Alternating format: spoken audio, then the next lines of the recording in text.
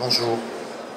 Alors l'idée était de présenter quelques illustrations de la façon dont la promotion immobilière s'intègre avec les startups et avec l'innovation. Je suis parti de quelques éléments de contexte et pourquoi ces raisons, c'est raison principale de contexte transversal de la ville. Quelque part dans la ville de demain, on a un ensemble de composantes. La ville connectée, la ville verte, la ville économe, la ville accessible, la question du 1% artistique. Tous ces éléments-là font que les promoteurs sont amenés à évoluer dans leur façon de concevoir la promotion immobilière et du coup de changer de périmètre d'action. En partant de ces constats-là, on se dit qu'on ne peut pas être un simple promoteur à l'échelle de l'immeuble, mais devenir un acteur à l'échelle urbaine. Ce qui fait que, on va passer sur la slide d'après, ce qui fait que finalement, la question du promoteur pour demain, c'est comment mettre en œuvre des solutions d'aménagement qui vont au-delà du bâtiment et passer de l'échelle de l'immeuble à l'échelle du quartier. Alors fort de ce constat, on part des grandes attentes, des 5 grandes attentes de la ville de demain: la ville intégrée, la ville connectée, la ville mixte, la ville économe et la ville intelligente. C'est ce qui nous a amené, nous, chez Kaufman, à créer une direction des grands projets et à créer une direction de l'innovation et du développement durable. Alors tout ceci étant basé sur le fait qu'il y a une conviction forte, c'est qu'il faut que nous soyons en mesure, de nous engager aux côtés des collectivités locales et de devenir des créateurs et des gestionnaires de quartiers à long terme aux côtés des élus.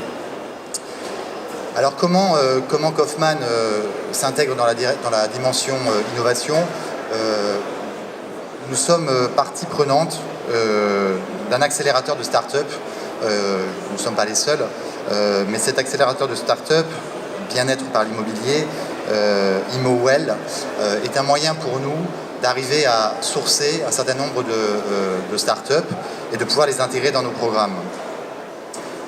Cet accélérateur, il agrège autour de lui finalement un ensemble de composantes qui relèvent à la fois de composantes internes de l'immeuble et également qui intègrent les composantes plus générales autour de l'immeuble en termes de confort, en termes de mieux vivre. Donc là, c'était la petite nébuleuse finalement et l'ensemble des différents paramètres que nous intégrons dans nos réflexions. Et au cours de cet accélérateur et de cet incubateur de start-up, nous auditionnons un certain nombre de start-up qui viennent se présenter. Nous les évaluons et nous évaluons aussi la pertinence qu'elles peuvent avoir par rapport à nos programmes immobiliers. Alors du coup, pour être plus concret, la suite de ma présentation s'est axée sur 2 start-up. Je fais quelque part un peu la publicité de ces start-up ici, mais c'est pour montrer la façon dont Kaufman réoriente aussi sa façon de travailler sur ces nouveaux acteurs indirects de l'immobilier. Donc on a auditionné une start-up qui s'appelle Ecov. Ecov, c'est en fait comment faire de la voiture un transport collectif. Donc finalement, en se reposant sur le mobilier urbain, pour ce qui concerne les bornes notamment de parking, comment on utilise l'affichage municipal pour retransmettre une information à des usagers de l'espace public. Et donc finalement, c'est comment mettre en relation, notamment dans des communes périurbaines qui n'ont pas de transport en commun à immédiate proximité du quartier que nous sommes en train de développer, comment on arrive à faire un lien entre une personne qui a une voiture, qui va du quartier à la gare, et fait finalement office de transport collectif en fournissant une information comme quoi elle est disponible, elle a de la place pour faire ce trajet. Donc on va passer, donc on a le petit schéma. Attends, Florian, tu peux juste remonter en arrière. Merci. Donc c'est très simple, le principe est très simple, c'est qu'on utilise finalement les horodateurs. On a visionné sur un panneau d'affichage municipal que la personne a pu mettre en ligne une information comme quoi elle va d'un trajet A à un trajet B. La personne peut ensuite se mettre en relation avec ce chauffeur, on va dire, et le système de transport se fait ainsi naturellement. Donc les petits schémas qu'on a ici représentent la façon très schématique de fonctionner. Et de la même façon que sur Blablacar ou ou d'autres systèmes, on peut noter évidemment le comportement du chauffeur, comment ça s'est passé. On a une satisfaction, on va dire, client. Et on n'est pas forcément sur un usage, alors c'est un petit peu l'originalité du système, c'est qu'on n'est pas forcément sur des usages uniquement smartphone, pour pas comment dire, gêner les personnes, notamment les personnes qui n'ont pas de smartphone.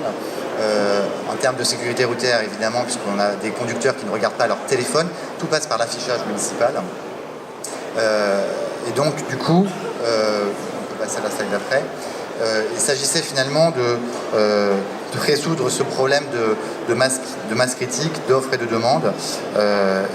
Et donc les conducteurs, quand ils se présentent par le biais de cette borne d'affichage municipal, sont dans une liberté totale de communication. C'est finalement une logique d'opportunité et d'opportunisme. Sur les slides d'après, finalement ce que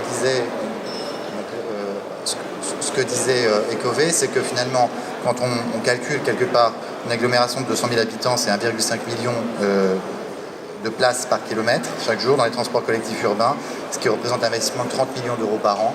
Et finalement, quand on réfléchit à la question de la voiture, on est à peu près toujours sur le ratio d'une agglomération de 200 000 habitants, 14 millions de places libres kilomètres chaque jour dans les véhicules particuliers. Donc c'est comment on utilise finalement cette disponibilité de places par voiture pour mutualiser, multiplier l'usage de l'occupation de cette voiture. Donc on a mis quelques photos pour comprendre très concrètement comment ça fonctionne. Vous avez le rodateur sur laquelle on peut saisir les informations. On retrouve le conducteur à des stations donc, de covoiturage, ça veut dire un travail en partenariat avec les collectivités. Et puis on a donc le panneau d'affichage municipal qui indique que telle personne a X places pour aller à tel endroit. On a mis 3 exemples par la suite qui permettent d'illustrer plus concrètement finalement donc sur un trajet sur 5 km sur lequel il y a peu ou pas de transport en commun.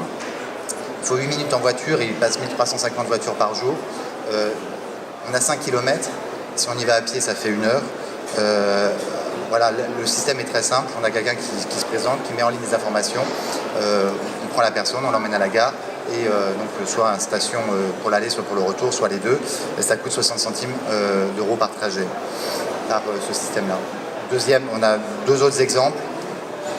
Un trajet entre Flins et les Mureaux, c'est à peu près la même distance. On a un peu plus de bus, on a quand même un trafic de 8700 voitures par jour.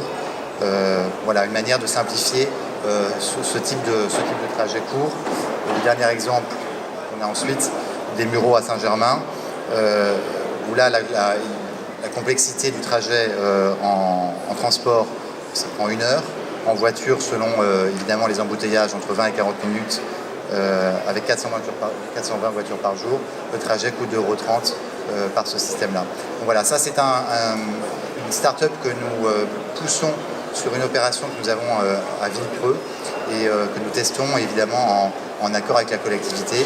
On est à 900 mètres de la gare par rapport à notre opération et on va tester conjointement avec la collectivité la capacité et l'empathie aussi des personnes qui vont s'intégrer, qui vont habiter dans ce quartier, à utiliser ce service. Le deuxième exemple, la deuxième start-up que nous soutenons s'appelle Chouette CoPro. C'est une façon, alors là plus interactive et plus avec la gestion par smartphone, de pallier finalement quelque part aux problématiques d'entretien des immeubles, aux problématiques des syndics qui ne sont pas forcément toujours très, très réactifs. Chouette CoPro, donc c'est une application et en fait l'objectif est d'améliorer la gestion des parties communes des immeubles. Donc finalement ce sont les occupants de ces immeubles-là qui vont signaler via cette application les problèmes qu'ils perçoivent dans l'immeuble. Donc c'est une plateforme finalement collaborative parce que l'intérêt c'est que tous les habitants de l'immeuble reçoivent l'information, ceux qui sont évidemment inscrits. Ça permet de savoir qu'il y a quelqu'un qui a déjà transmis une information, comme quoi une ampoule est cassée, comme quoi l'ascenseur est en panne, comme quoi il faut changer la serrure. C'est une manière de valoriser finalement de façon plus rapide le patrimoine des habitants. Et c'est un vrai service aux habitants. Donc on va expérimenter, tu vas un tout petit peu trop vite, on va expérimenter cette start-up sur 6 à 8 programmes. Je vais détailler un petit peu là, dans les slides qui suivent le fonctionnement. Finalement, l'enjeu pour nous, par le biais de ce type de start-up, puisqu'il y a une interface Internet, c'est également une manière aussi pour nous de communiquer, nous Kaufman, sur notre façon de s'intégrer dans cette approche innovante. Donc, quelques éléments, en fait, finalement, la vision de Chouette CoPro, c'est de dire qu'avec tout ce qui concerne la Smart City, on est ici dans le village Smart City, c'est du Smart Building au Building Smart, c'est bien quand les ensembles sont connectés, mais s'ils ne servent pas à une finalité, on n'en voit pas forcément l'intérêt et l'usage. Donc le laïus, le fond de la volonté de Chouette CoPro, c'est de dire il faut que nos ensembles soient le plus smart possible, donc les plus efficaces. Donc la problématique, c'est finalement la gestion, le constat de base, c'était comment on gère la relation client-fournisseur lors d'un incident technique sur un immeuble. On a finalement les occupants qui ne sont pas contents, on a les gestionnaires d'immeubles qui ne sont pas contents, et on a un mainteneur qui n'est pas content parce qu'il est prévenu trop tard, donc ça lui retombe dessus. Donc c'est comment on anticipe ce mécontentement général par justement la transmission via le smartphone, la remontée d'informations en direct des problématiques. Donc on se retrouve avec finalement un ensemble où tout le monde est satisfait. L'occupant peut signaler lui-même plus facilement les problèmes qu'il rencontre. Il a un retour aussi sur le signalement qu'il fait. Donc ça c'est aussi important parce que finalement les gens signalent des choses mais ils ne savent jamais si c'est effectivement suivi. Le gestionnaire lui a un gain de productivité. Est-ce qu'il est tout de suite au courant de la problématique? Ça valorise finalement sa réactivité, son efficacité, et le mainteneur, de la même façon, lui est au courant plus rapidement des problématiques qu'il peut rencontrer et s'organiser en fonction pour intervenir au plus vite. Donc pour les occupants, finalement, c'est signaler de manière simple l'ensemble des incidents techniques, visualiser les autres signalements faits par les autres occupants de l'immeuble, et puis on peut consulter les informations, le retour du traitement de l'information sur cette plateforme. Donc il y a une appli web et une appli mobile. Voilà, pour les bénéfices, je viens de le dire, je viens de le détailler dans la slide d'avant. Évidemment, le marché il est extrêmement important parce que l'objectif de cette start-up, c'est de viser à la fois l'habitat privé et l'habitat social. Évidemment, viser les syndics. Et ça pose évidemment une question sur la façon dont on peut travailler aussi un peu mieux avec les syndics sur ces problématiques-là. Le modèle économique, pour finir, c'est une structure tarifaire qui est vraiment très simple. Vous avez des frais d'activation qui sont de 5 € par an, donc c'est très peu. Donc évidemment, Chouette CoPro joue sur la masse de personnes qui vont arriver à récupérer dans leur système. Et puis après, il y a un abonnement annuel. Donc le modèle est encore en cours de définition, c'est le propre des startups, c'est qu'on teste aussi en fonction de l'appétence que peuvent avoir les occupants sur ces problématiques-là, l'envie que peuvent avoir les propriétaires ou locataires d'utiliser ce système. Et puis évidemment, il y a un travail partenarial à mener avec les syndics. Ça nécessite très en amont de pouvoir discuter sur l'utilité d'un tel système. Le retour d'expérience qu'a aujourd'hui Chouette CoPro, c'est que globalement les syndics sont très demandeurs parce que évidemment ça pallie à une déficience de réactivité qui leur est souvent reprochée.